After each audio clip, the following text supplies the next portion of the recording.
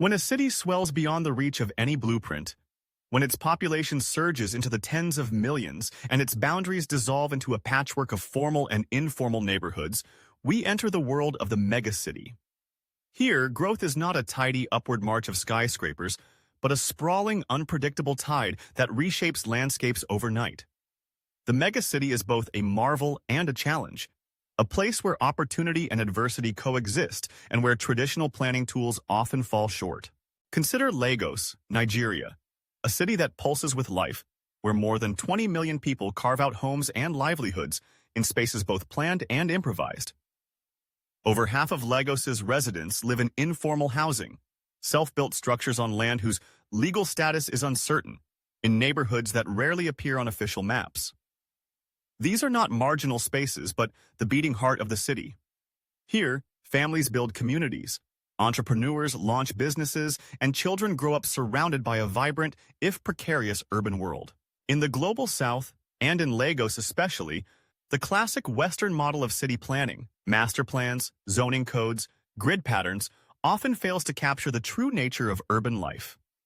These models were designed for cities with slower, more predictable growth, where land could be parceled out, infrastructure extended in neat lines, and regulations enforced from the top down. But Lagos is not a blank slate.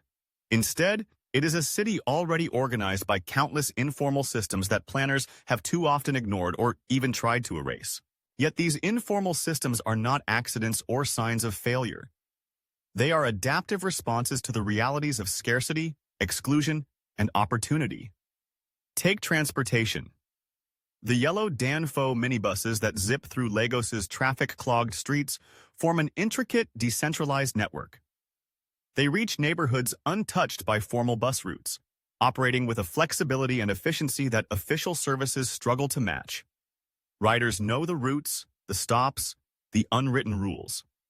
Through negotiation and improvisation, the danfo system fills a gap the government cannot, connecting people to jobs, schools, and markets in a city where movement is both essential and fraught. Housing tells a similar story. In the face of unaffordable rents and limited access to mortgages, Lagosians have built vast neighborhoods from the ground up. These communities, sometimes dismissed as slums, are in fact dynamic zones of social and economic activity.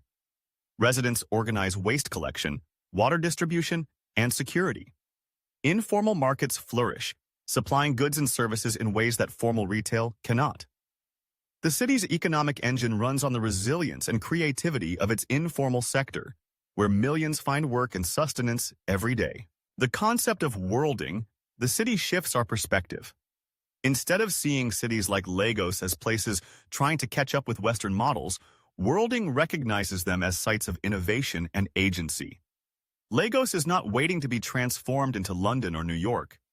It is charting its own urban future shaped by local realities, histories, and aspirations. The informal is not something to be swept away, but a foundation, messy, yes, but vital, for new forms of urban life.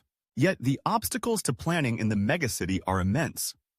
Governments often fall back on technocratic solutions, grand master plans, sweeping zoning changes, ambitious infrastructure projects.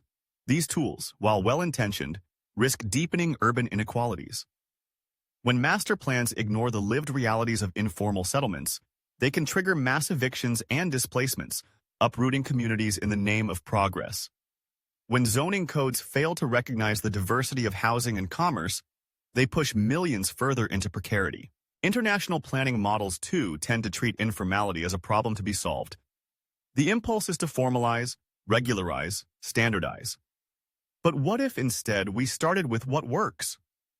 What if planning began by acknowledging the infrastructure that already exists, however improvised, and sought to integrate rather than erase these systems? To plan a megacity is to ask new questions about what counts as infrastructure. Is it only the paved road and the piped sewer, or does it also include the informal water vendors and neighborhood waste collectors? Can city governments partner with informal transport unions, market associations, and community groups to extend services and improve quality of life? In Lagos, experiments with participatory planning and incremental upgrading have shown promise.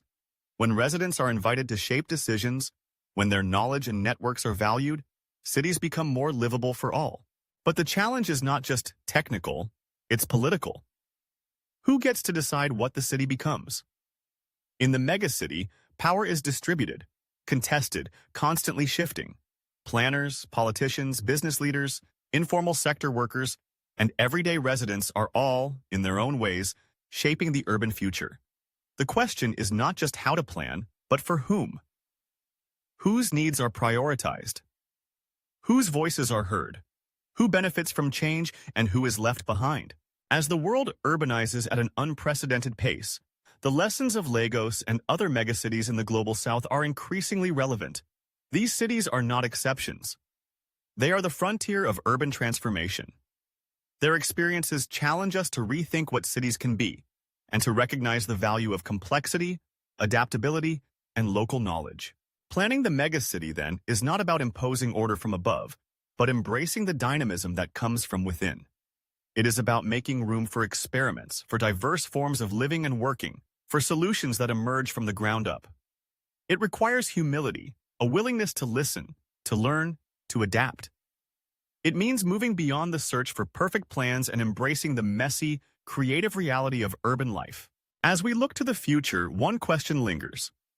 In cities where millions build and sustain the urban fabric without formal support, how can planning become a tool for empowerment, not exclusion?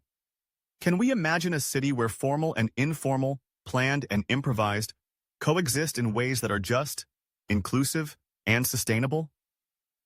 The answers will shape the megacities of tomorrow and perhaps the very idea of what a city can be.